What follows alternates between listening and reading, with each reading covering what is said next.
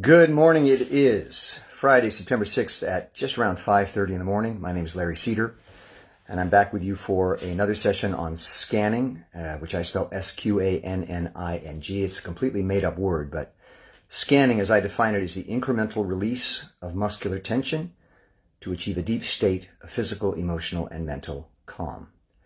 It's based on the works of a man named Thaddeus Golus, who wrote a book called The Lazy Man's Guide to Enlightenment. And in a nutshell, what he basically says is that the universe is divided into two forces: expansion, contraction. Expansion, contraction. Expansion, contraction. You can simulate that very simply by clasping your hands together. That's contraction and releasing expansion. So if you look at life through the prism of that concept, then everything in life can be explained in that regard. Whatever you encounter, whatever you do, whatever you think, wherever you are, you can look at things as either being in a state of contraction or expansion. And in life, what we do is vacillate between those two. That's life. This goes down to the theoretical level, energy levels, atomic levels, expansion, contraction. The universe is expanding. Other things in the universe are contracting. We are expanding and contracting. So, what he basically states in his book is if you want to be enlightened, if you want to feel better, you must find a balance between those two forces. When we become overly contracted, we become limited, we become constrained, we become resistant, we become argumentative, we become violent, we become depressed. We are overly contracted. We are less permeable. When you're expanded, if you do this with your hands, you can merge with the universe effortlessly.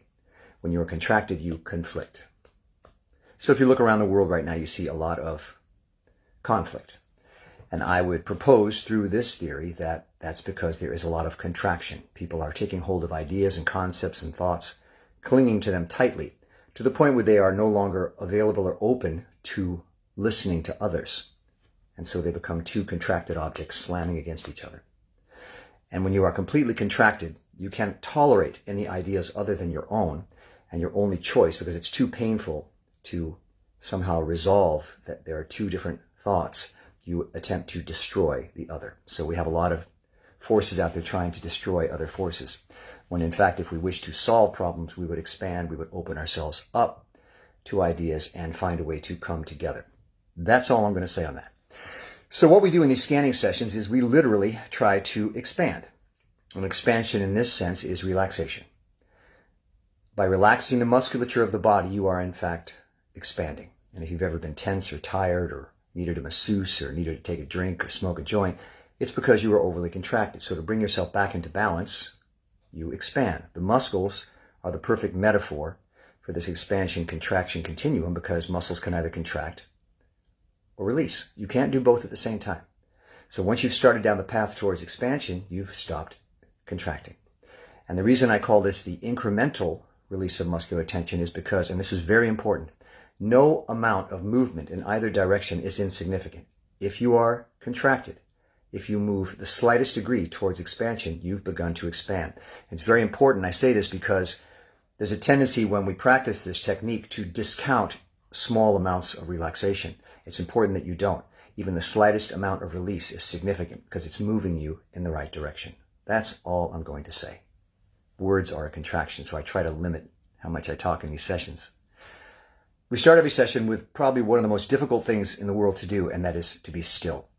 So we start with a deep breath, which is expansive, and then we're going to sit for 15 seconds in absolute stillness and silence. And when I say absolute, I mean don't move a muscle. It's something we rarely do. And it might feel strange or uncomfortable, but you'll begin to see that when you begin to let go, you're more vulnerable. So get used to that feeling. Deep breath, 15 seconds, absolute stillness and silence. Here we go. 15 seconds.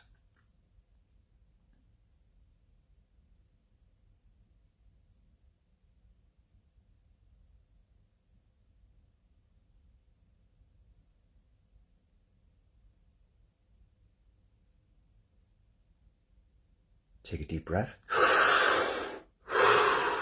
So, if you are living on this contraction-expansion continuum, and you have become overly contracted, which means you feel bad generally, you've now begun the journey back towards center. When they say centered, that's what they mean. It's a balance. You've begun the journey, even if it was the smallest amount. See how you feel different after sitting for a mere 15 seconds in absolute stillness and silence. Something has changed. Primarily, when you sit in stillness and silence, you've stopped thinking, you've stopped talking, you're suddenly able to be aware of what's going on around you, to listen, to hear, to feel. That's expansive. So you've begun this journey. We're now going to expand on that by taking another deep breath and sitting for 30 seconds in absolute stillness and silence. Same thing, but just become familiar and comfortable with that feeling of absolute stillness and silence and see how it feels different from what you normally do throughout your day. Continue to breathe, but don't move a muscle. Deep breath. 30 seconds, absolute stillness and silence. Continue to breathe.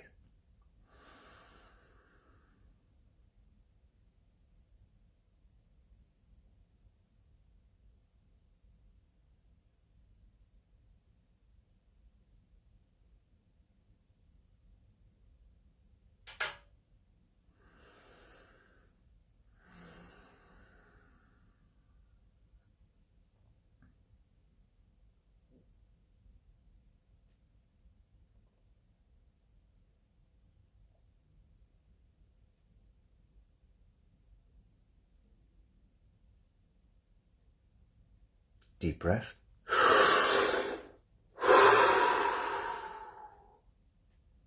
And note the changes.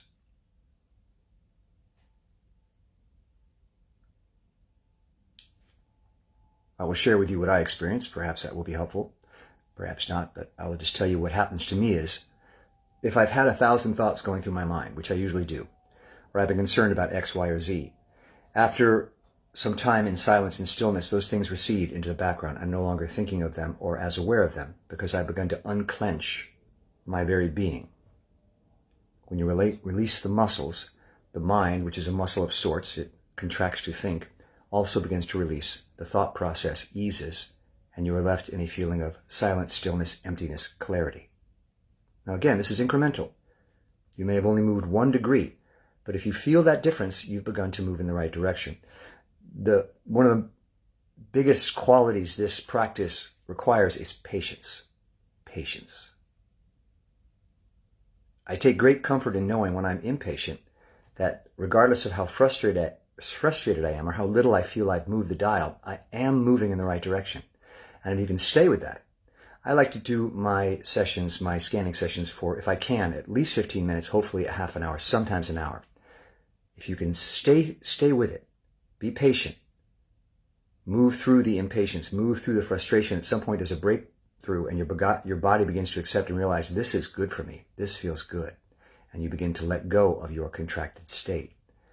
But it takes training and practice, so practice. We're going to do this one more time before we get into what I call the nuts and bolts of the technique. We're going to take another deep, deep breath, and now we're going to sit for a full 60 seconds in absolute stillness and silence.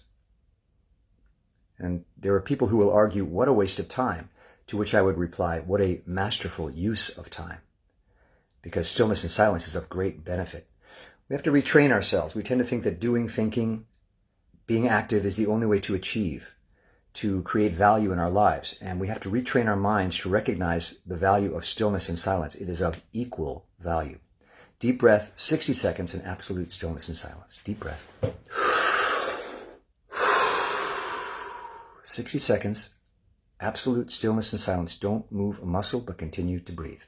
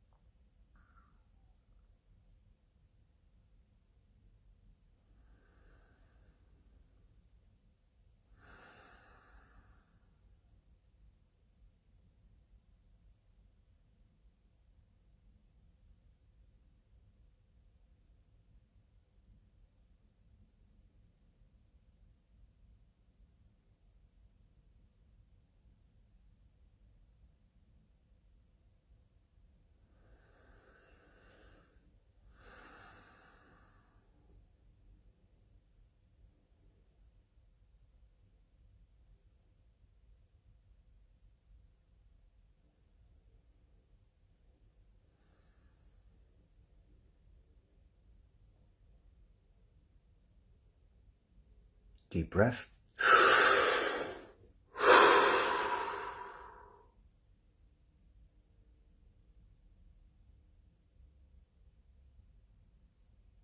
And I tell people who are beginning this practice, if you take nothing away from these sessions, but the practice of deep breaths followed by stillness and silence, you will have achieved a lot.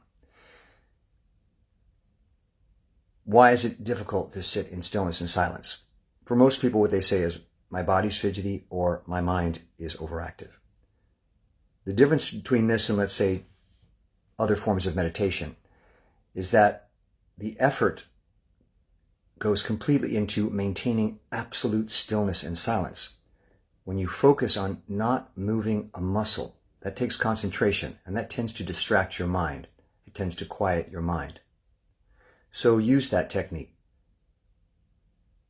Don't move a muscle, and see if that helps you to quiet your mind. Okay, so that's the preliminary phase. Again, if you take nothing else from this practice but deep breaths followed by stillness and silence, I think you'll see some real benefits. I feel different already. I've been doing this many, many years. I'm still, I like to say, at war with my very being, because a big part of me, I would say the major part of my essence, is thinking, doing, worrying, being active. And I'm constantly trying to retrain myself to remember the value of stillness, silence. And even as I've practiced this for years, my mind will say, that's bullshit. You must go do, you must think. And I get in these arguments with myself. But through the practice of absolute stillness and silence, I can literally rein in my mind. Think of it as a horse, a runaway horse that you're trying to rein in and still and calm.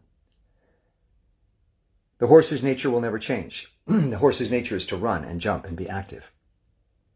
But you can help this horse, if you will, find moments of stillness and calm, bring yourself back to center. Okay, so that's the preliminary phase of scanning. Now we go into what I call the nuts and bolts of the technique, which is the actual release of muscular tension. Again, make a fist, that's contraction, release, that's expansion. You can't make a fist and release a fist at the same time. You can't contract a muscle and release that muscle at the same time. It's impossible. And that fact about human musculature we can use to our advantage, because if we can even incrementally release muscular tension, we've moved away from contraction.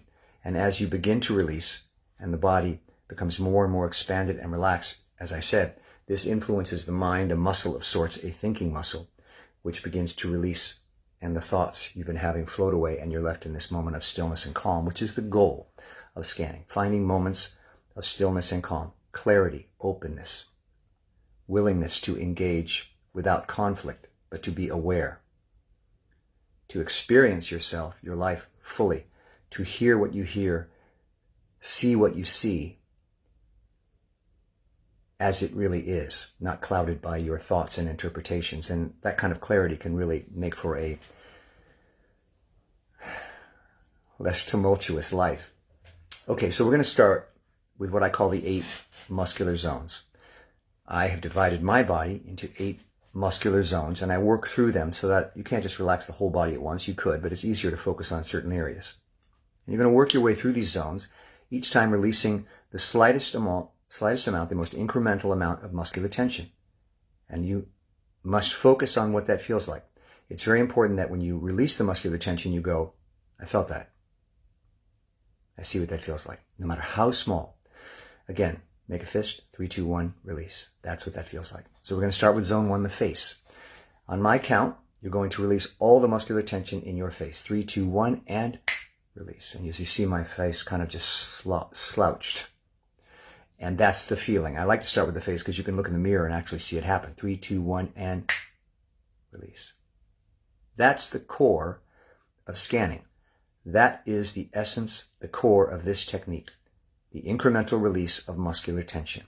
And I want you to always remember that, no matter how upset you are about something, distracted, agitated, angry, confused. Remember, you can always go to the release of muscular tension and use it as a guide to bring you back to a more expanded, centered space. And I do this. I'll be thinking about things and worried and active and or agitated or physically, and I know after years of training that as irrational as it might seem, as unhelpful as it might seem in that moment, If I can just release the slightest amount of muscular tension, I'll have changed myself. I'll have brought myself to clarity, calmness, stillness, even by the slightest degree. And if you can stay with it 5-10 minutes, you'll see it begins to accumulate. It's cumulative, as I like to say. You may say that one slight amount of muscular release doesn't do much, but 100 does a lot. And if you do this for 5, 10, 15 minutes, you will have done it 100 times and you'll feel that change. So the face, 3, 2, 1, and release.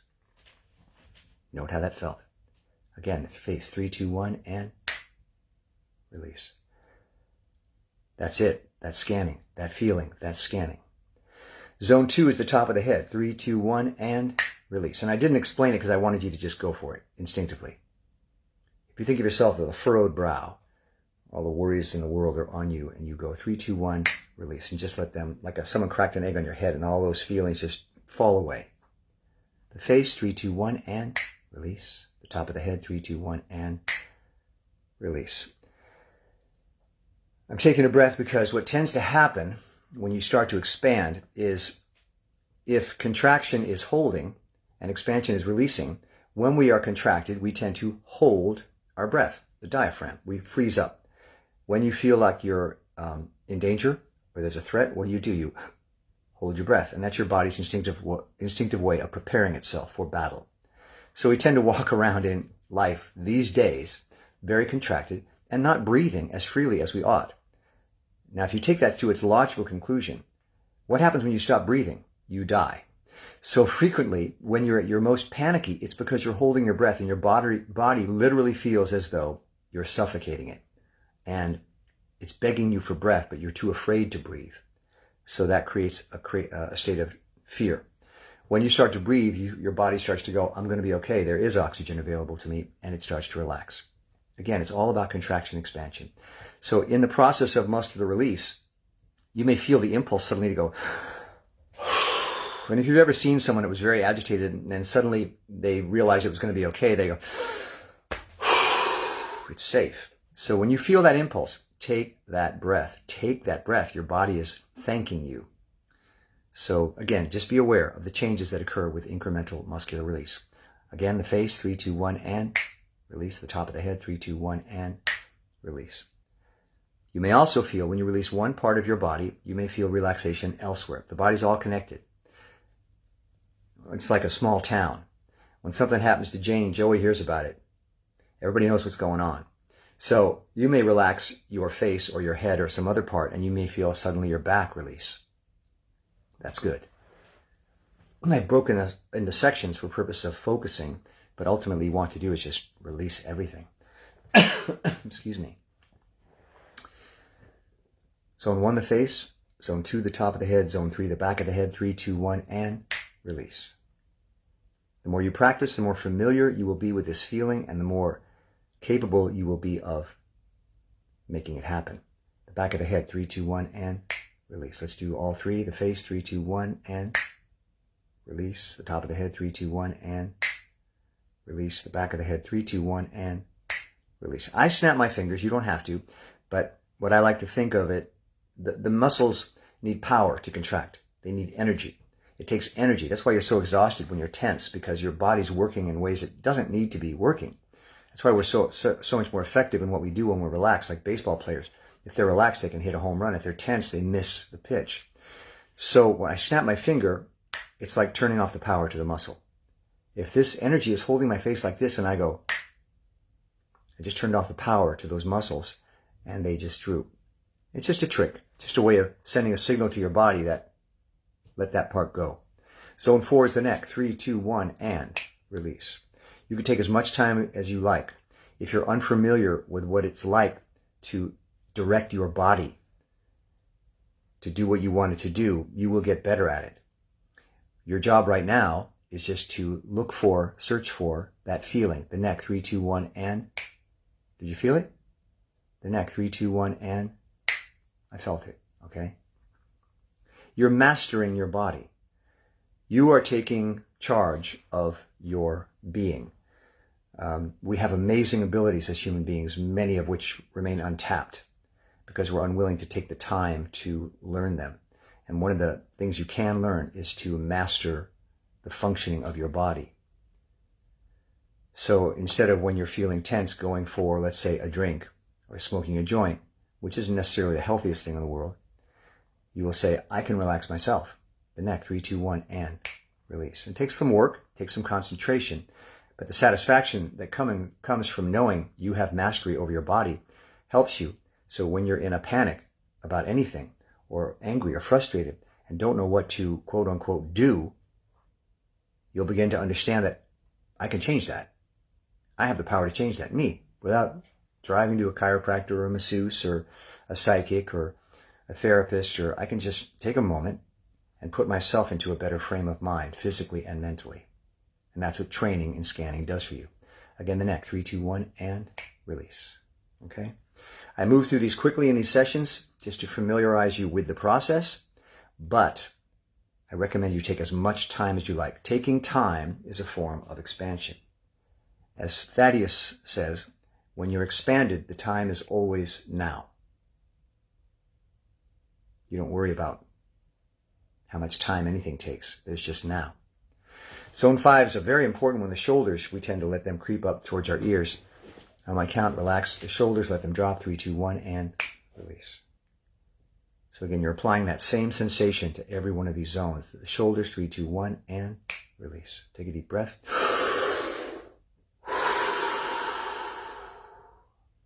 Again, moving rather quickly through these. That's zone 5. Zone 6 is the chest, the stomach, and the front of the waist, what I call the plate of armor. 3, 2, 1, and release. We tend to build up a muscular cage to defend ourselves. As I said, we walk around, generally speaking, with 100 times more muscular tension than we need as a means of safeguarding ourselves from injury. It takes a lot of energy. If you've ever had a hard day, the reason you're exhausted is because you've braced yourself, mentally, physically, braced yourself to face the challenges you have in your life. When you relax, you've basically said, I'm safe. It takes much less energy. That's why vacations are so rejuvenating, because we don't have to fight so hard to get through the day. We're allowed to just be. Zone 6, chest, stomach, front of the waist, 3, 2, 1, and release. Take a deep breath. Zone 7 is down the back and past the waist and into the all-important pelvic region. Now these are larger zones than the first ones, because as you're more relaxed, you tend to be able to take a greater control of your body. So I allow for that, because now I'm much more familiar with this sensation of expansion feels like, so I can apply it to larger swaths, you might say, of my body. The back, the waist, and the pelvic region, we hold a lot of tension there, a lot of insecurities in that region for obvious reasons. 3, 2, 1, the pelvis, and release. 3, 2, 1, the pelvic region, release. And if you think of tension in your life, muscular tension, as a clenching of sorts, you're unclenching. That again can be scary, because what that signifies is a loss of control. When we hold, we feel we are in control. When we let go, we feel like we are letting go of control. That feels dangerous. The odd thing is that you're actually safer when you're relaxed, because you're more responsive. You're not clouded by thoughts. You're not inhibited by your muscular tension. You can react much more capably and quickly. And you'll find that whatever you do in your life, I'm an actor, some people are dancers, singers, some people are accountants, some people are architects, some people are teachers. Whatever you do, you'll find that when you're relaxed, you are much more effective at your job, because you're not putting obstacles in your way, muscular, mental. You're free to apply your skills. So the benefit of relaxation and letting go, as opposed to the risk of loss of control, the benefits are great. One more time, the pelvis, 3, 2, 1, and release. And again, just study that sensation. That's what scanning sessions are. Studying, familiarizing yourself with that sensation of release. The final zone, down the legs, across the knees, and into the feet. If zone 7 is the pelvic region, zone 8 is the feet. 3, 2, 1, and release. Many of you may find you've never taken the time to actually try to control your own muscular state. And you may say, what does that even feel like? How do I relax my feet? Just try. Try to relax your feet 1%. 3, 2, 1, and release. You may be surprised to see that you have that ability. The feet, 3, 2, 1, and release. You may feel a tingling. You may feel a throbbing.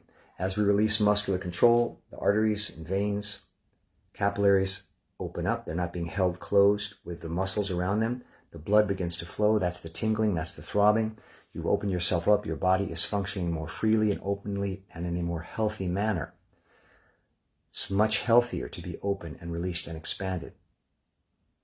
So we've covered 8 zones. Let's go through them quickly. The face, 3, 2, 1, and release. The top of the head, 3, 2, 1, and release. The back of the head, 3, 2, 1, and release. The neck, 3, 2, 1, and release. The shoulders, let them drop, 3, 2, 1, and the chest, stomach, front of the waist, 3, 2, 1, and down the back, past the waist and into the pelvis, 3, 2, 1, and release. Down the knees to the feet, 3, 2, 1, and release. Take a deep breath. 15 seconds in absolute stillness and silence.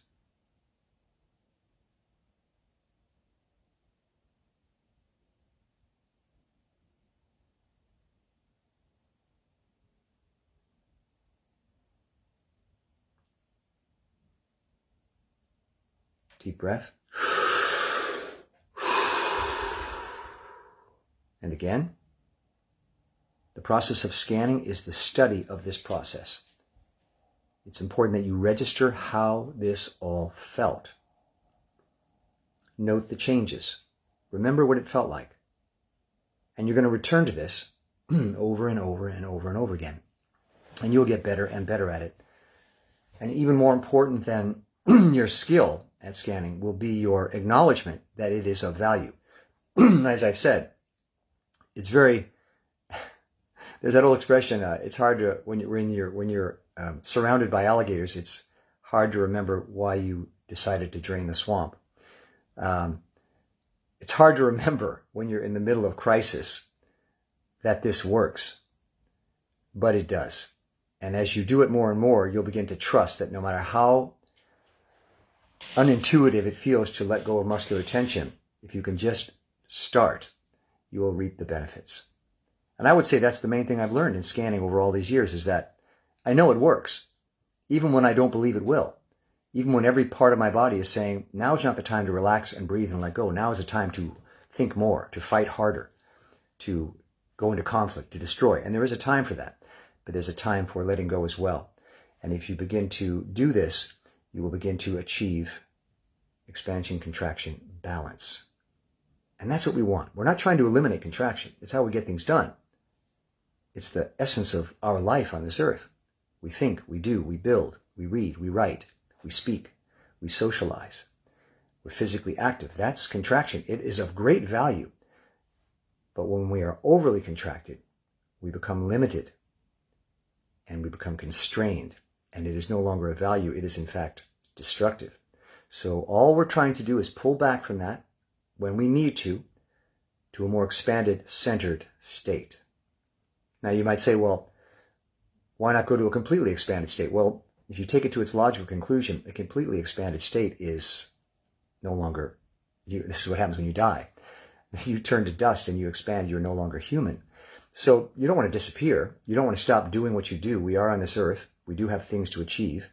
You want to be able to contract very well. What I like to say is you want a wide range. You want to be able to contract very well, and you want to be able to expand very well. I always think about concert pianists.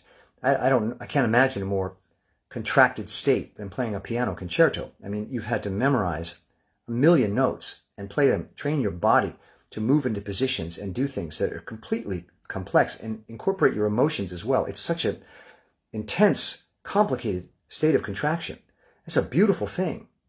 But a person can't play a concerto 24 hours a day, and I guarantee you, even the greatest concert pianists must take time to let go, to move away from their music, to breathe, to come back to themselves, to that state of just being, which is the core, the essence of who we are. And that's why we go to stillness and silence, because there's nothing more comforting than knowing that under everything we do and think and achieve, there's just us. Just this human being, breathing, feeling.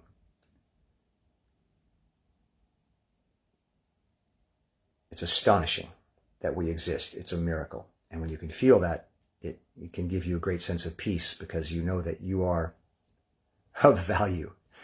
So that's all I'll say about this. It's called Sqanning, Sqanning. By definition, it is the incremental, very important, incremental release of muscular tension to achieve a deep state of physical, emotional, and mental calm. It's a tool, but if you practice it, it can become a very valuable tool to bring yourself to center, to bring balance into your life, to find peace of mind. And that's it. So until we meet again, thanks a lot. We'll see you next time. Bye-bye.